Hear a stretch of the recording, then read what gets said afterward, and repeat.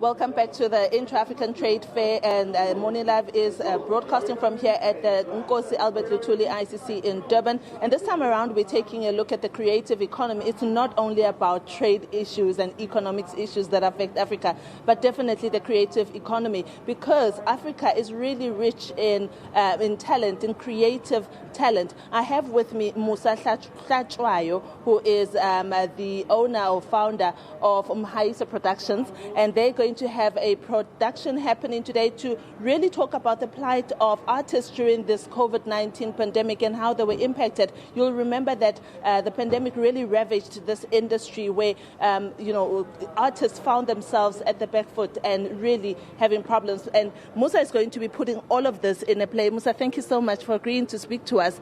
Tell us firstly about just how deep the problems ran because of this pandemic. From last year in March, when we went down to lockdown, do we understand the depth of how artists were really impacted? Good morning, Sisi, and good morning to all your viewers.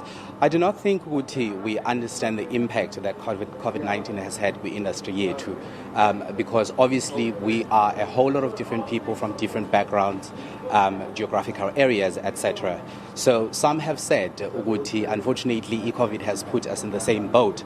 And I say, no, it's not like that. We might be in the same ocean, but some of us, Banamayat, and some of us are still trying to create, and some of us are literally doing what they can with the wings that they have on their backs. So it really is far deeper than our artists not being able to work. It's about the people that have died. It's about the government, the municipalities, and the officials not really understanding how to serve us in the same way as we contribute towards the progression of this country. Yeah.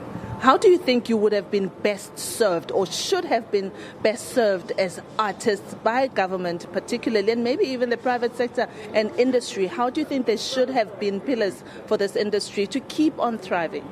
Well, I think the first thing is we need to acknowledge that there is a lack of a dialogue between government as well as our creatives. And I really salute abantu abafana nabo Mamusbongile Mngoma, who really are trying the best that they can to reach out to, for instance, the Department of Sports, Arts and Culture to say, hey, listen, let's sit down, let's engage. To National Arts Council, let's sit down, let's engage. We all knew this was coming. We saw it from the other countries. So why couldn't we sit down and say, look, as our creatives, this is what we are seeing, this is how we think we can be helped, and this is how we can also collaborate with you in whatever it is that needs to happen for us, not to die like we are dying and not to suffer like we are suffering. Let's talk about the production itself. Who do we have in the lineup? What can we expect to see? And what makes it so special? Well, the production is a multidisciplinary performance that really honors and celebrates the resilience of our artists during this difficult time. But also it honors and celebrates our stalwarts like Mamusbongile Mngoma, who really has offered me permission to use her videos just to showcase some of the challenges that they have gone through. So my dancers and I have really been in this process of trying to dissect all these issues and trying to obviously look at some of the imagery that we can use in trying to really shorten the whole process for someone to look at and go, oh, so that is what you are going through. It really is just a tip of the iceberg. We really are just showing what the little beat that somebody can get, to see in terms of the challenges that we have. But also at the same time, just saying, Liabo that we have lost. Thank you for their contribution, and we are taking the baton forward. Yeah. Any interesting collaborations with other productions in Africa, because this conference is Intra-Africa Trade? Any collaborations that are in the pipelines, any deals that have been signed? What has been happening in this space? Well, I myself will be going to Mozambique to a festival that I'm not sure if I'm permitted to speak about yet, but it is part of an example of what needs to happen within a continent yet and within the country itself.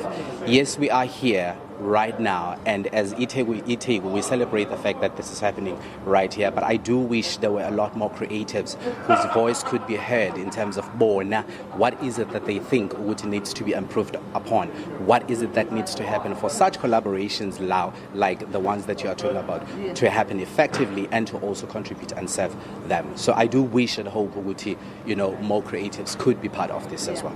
We're seeing industries such as Nollywood, really bursting at the seams in West Africa. Do you think we can have Mzansiwood? Is there something like that? Can I call it that? Why not? I mean, a whole lot of people are already creating content out there. Go to Emalokshini, go to Farm or wherever else. People are using their cell phones and whatever technology is out there to really try and create content and showcase it out there.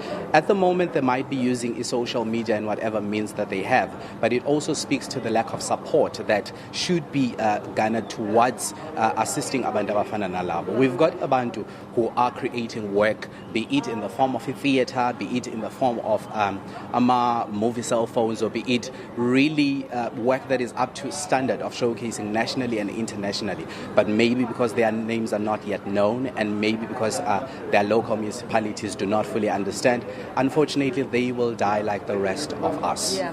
I'll tell you what the world wants to see on their TV screens now, productions around the pandemic itself. I haven't seen much of that coming out of Mzansi. What is the word around the industry about creating the impact of the pandemic, not only what has happened to creatives, but to households, to businesses, and just to general people losing their lives over this? Look, I, again, am going to celebrate the work by organizations Afana Nabo Stand, Sustaining Theatre and Dance, who have been at the forefront of commissioning artists to try and create work that speaks about the challenges that they are going through, but also work that reimagines life after a pandemic.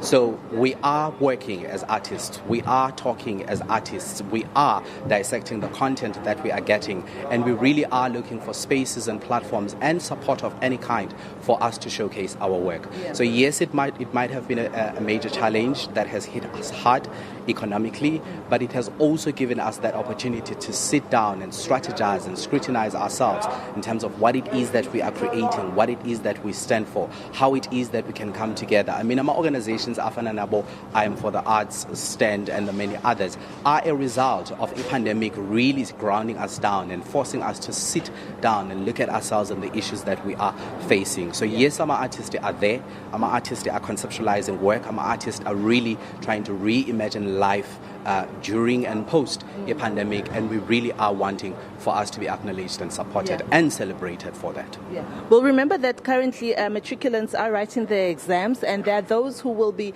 heading to tertiary, looking at really taking maybe their creative streaks and going to university with it. Do you think that the effects of how the pandemic affected this industry may scare off young entrants into the industry? Yes and no. Part of what I think needs to happen is our tertiary education institutions themselves, I'm hoping throughout this whole period, they would have revised their methods of working to ask themselves, if we cannot sit down and audition and or face-to-face train abantu or young artists, how is it that we can then infuse the use of technology for them to learn more creative ways of creating, staging, engaging, etc. But also that they start scrutinizing, if it's a case, not everyone has access to technology and Wi-Fi in South Africa.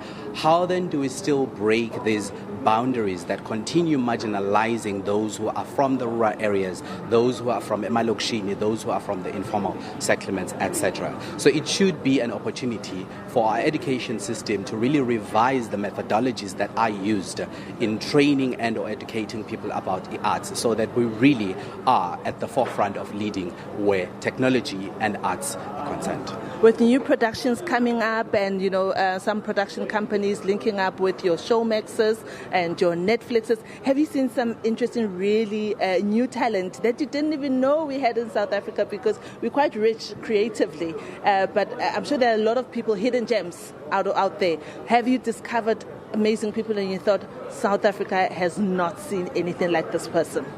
I am particularly excited about how people have taken theatre back to their communities.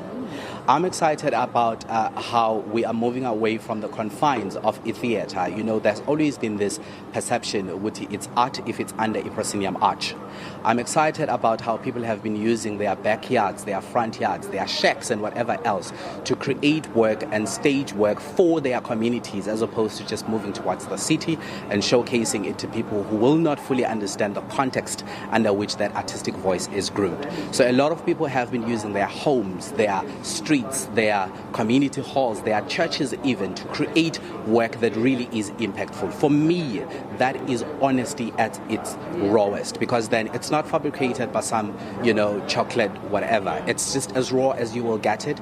It doesn't try to speak a language that is foreign, that might not be fully articulated by the body and the voice, but it speaks the language that was groomed from where I come from. So I say salute to all those people who really have gone back home and found means to still continue working creatively in the confines of whatever socio-economic struggles that they might be dealing with. While I have you here, and just before I let you go, give our viewers tips for those that have a phone, they've got a tablet, and they're thinking, you know what, there's so much stories that I can tell about my communities, but I don't quite know where to start. Where should they start? I think the first thing is to understand, Uti, why are you buying a smartphone? Are you buying it just because you can WhatsApp, just because you can go into a social media, etc.? No, it's got all these apps that you can use, and you should be exploiting for the betterment of yourself as an individual, your family, as well as your community. We've got people who still literally go to Emma Bank to wait for hours while they could just be literally doing their banking online. We've got people who will go as far as, looking for funds to contract that big production company to make that movie, which never happens because funds are not there. But look, I have a phone, you have a phone, somebody else has a phone. Why don't we meet, sit down, understand, Uti, if phone yako has got so and so megapixels, it can do that. So therefore, let's shoot from different angles and let's find another collaborator who's going to help us understand how to therefore mix it together so that we have this product that we can showcase it out there. Because remember, no potential funder, be it a government structure or be it a corporate or be it an individual, is going to fund something that they cannot see. So this is what you are talking about. So I think we need to find means of using our smartphones to really try and be as creative as we can be, and not keep restricting ourselves to just taking pictures and posting them out there to get our likes. But we need to create work. We need to express ourselves, and we need to reimagine South Africa and Africa. I know that I said it's the last one, but I do have another question. The issue of funding in the creative space, funding of production, funding of movies. Yeah. What does it look like currently? Is it as bad as it is with other industries who are decrying the issue of lack of funding? Are there creative funders out there who are non-traditional that are willing to look at small productions that are coming out of Mzansi? Look, it really is bad. If it is true that our department gets 5.2 billion a year to really support us, then I ask the question, where does it go to?